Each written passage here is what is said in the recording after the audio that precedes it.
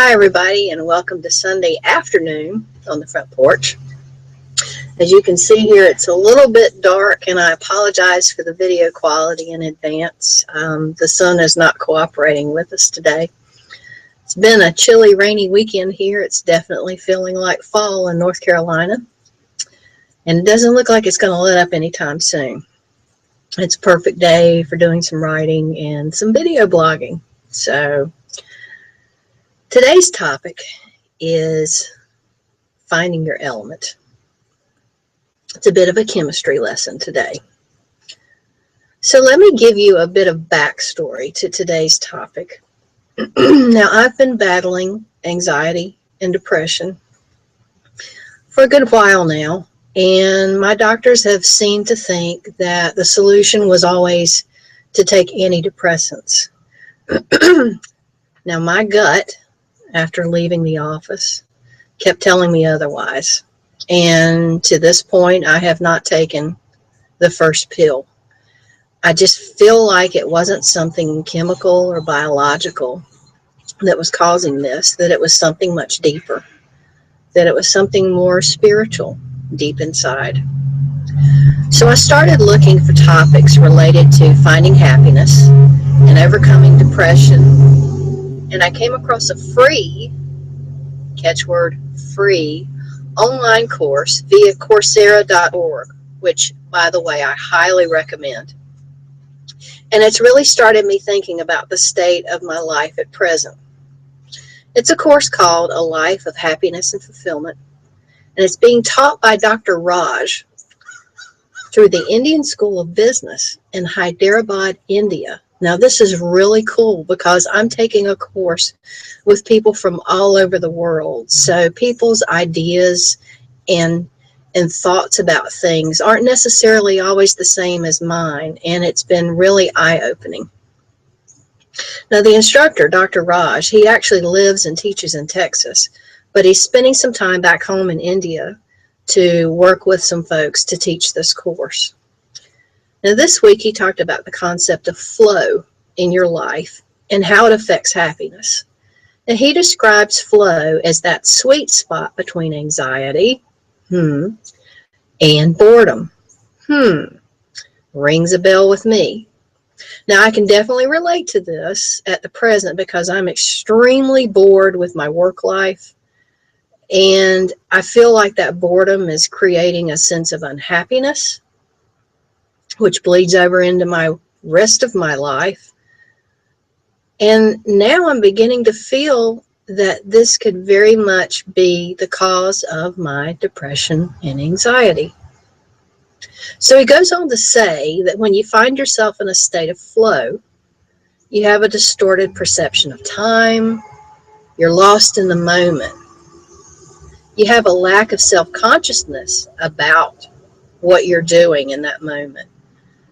And you have an intense focus on that present moment, meaning you're not worried about what happened in the past, or you're not thinking about something that might happen in the future. You are locked in.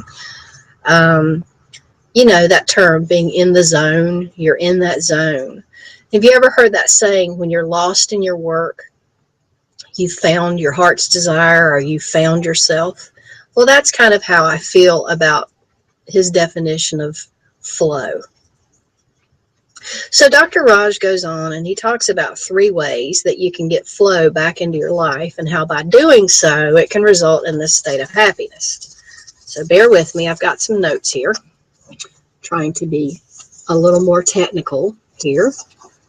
So the first thing he says is you want to reconnect with a hobby and challenge yourself. So I'm doing this right now. Obviously, my writing is a hobby. I'd very much like to see it turn into a career down the road. I'm really excited about that.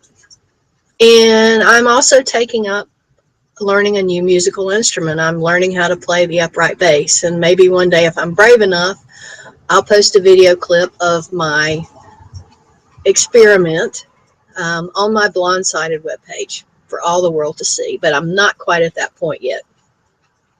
He says, identify the talents you have and nurture them. And that's what I'm doing.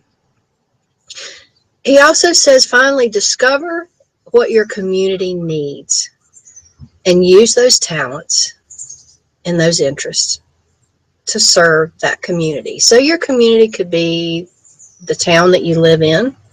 It could be an organization that's of great importance to you that you really believe in. It could be a group of students. It could be your coworkers. It could be just a group of friends that you have something that you'd like to share with them, to help with them. And I think that I'm beginning to do lots of those things. So I think I'm on the right track here. So what I love about this course is that he brings other experts in the field into the discussions, into the lectures. And so this week he introduced a fellow named Dr. Ken Robinson, actually Sir Ken Robinson, who wrote the book, The Element, How Finding Your Passion Changes Everything. And Dr. Robinson describes the element in this way. He says, when people are in their element, they connect with something fundamental to their sense of identity, purpose, and well-being. So I really liked where Dr. Robinson was going with this. And I went on to our university's library collection, which I'm discovering is a wonderful thing. I've always been a lover of libraries, but now the fact that I can access our library from my front porch office is a fantastic thing. So I found this video talk about being in the element, and it's about an hour long, and I think it's done through American Public Television. So if you have a way to possibly search on YouTube, you may be able to access it. And he talks about being in the element. I had to watch it about several times. It's about an hour long because what he had to say resonated so strongly with where I am right now. Now, he says that when you're in your element, it isn't what you do, it's who you are. Now, many of us can be doing work that we do quite well. We're skilled out, we've gone to school for it, we've trained for it for years, and we can do it pretty much with our eyes closed and hands tied behind our back, maybe. But it isn't something that we love. It doesn't strike a deeper chord with us. It doesn't hit right here.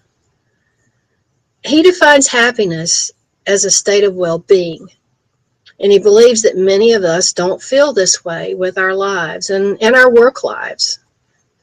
Everyone is entitled to find the thing that we love to do, and it can change the way we live our lives. It gives our lives purpose. And I would go on to say that it also brings a state of happiness into our lives. So after listening to his talk, I felt I was beginning to get on the right track here. Something clicked. So the way I see it, there are two types of elements. They're the physical elements like you'd see on the periodic table, right? And there's those elements that are spiritual, the ones that can intoxicate you without having to take the pills filled with chemicals. Just a thought. So he had some interesting things to say about how not feeding your spirit can lead to depression. And so this really got my attention. According to the World Health Organization, he said, currently about 30% of our population experiences some form of depression. Now, there are many forms of depression. Some are chemical, biological in nature, and there are others that could come from the result simply of not feeding your spirit.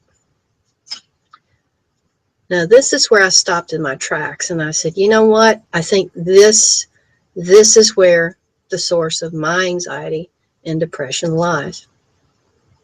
So how do I find a way out of this current state that I'm in and find that happiness, find my element?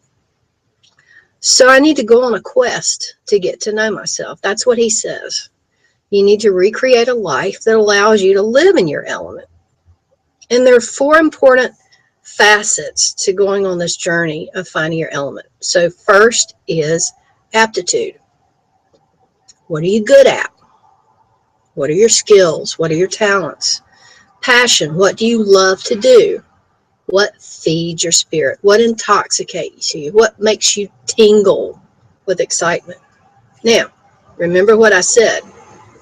Aptitude's great, but if you don't have the passion to go with it, it's just a skill.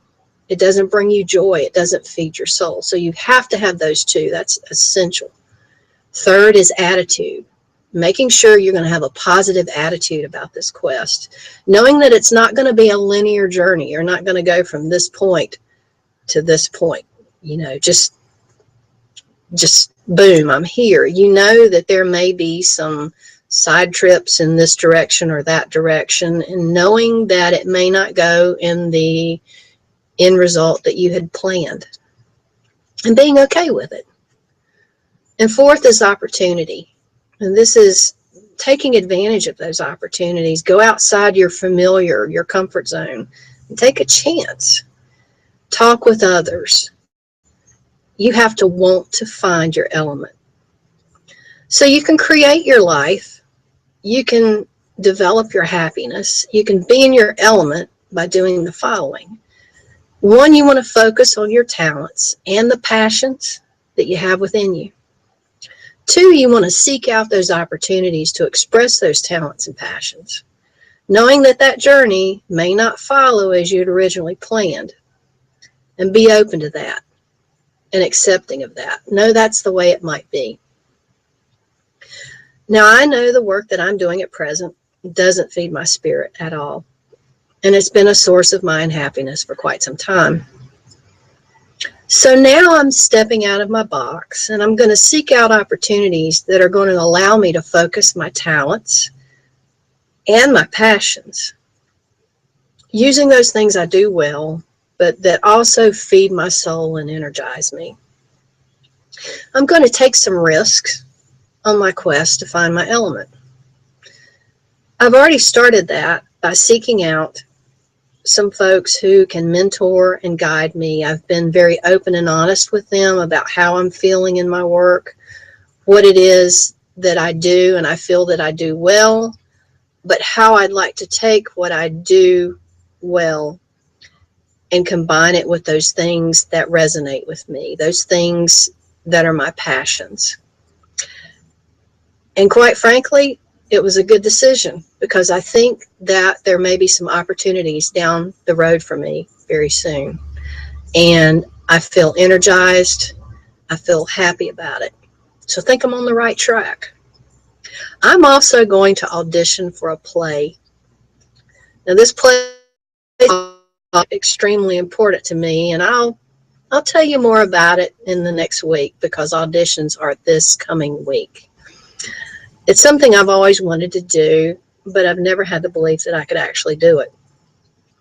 And who knows? Dr. Robinson says it's one great thing about the quest is that you never know where your experiences might lead you. And it might be somewhere completely different than what you originally expected. And that's not a bad thing.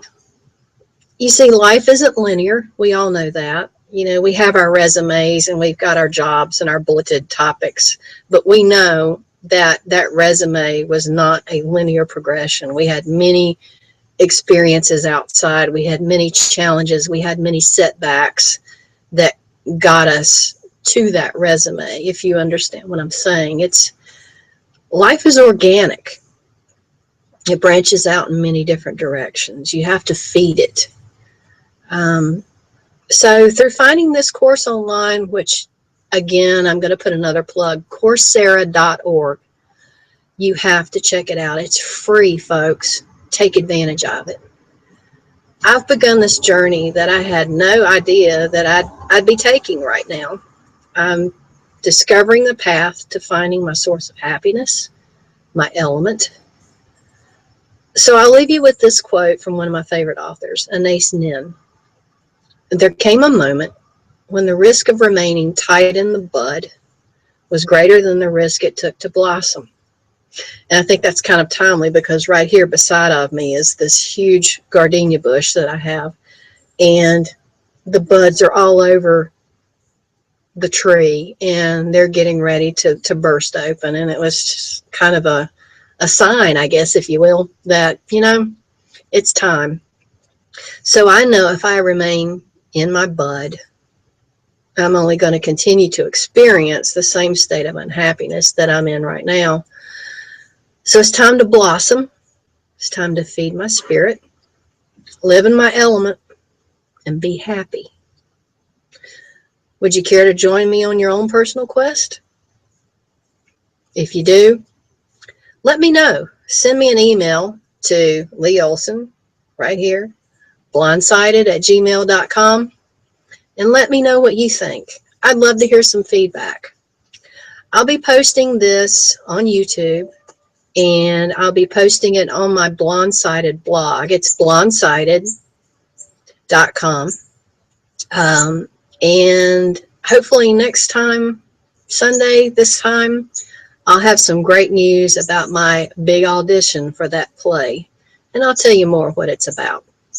With that, happy Sunday, happy week, and I want to thank you, all of you who have sent me positive comments and feedback about what I'm doing here. I'm doing it for myself, but if I can reach one person who this resonates with, I felt like I've done something good.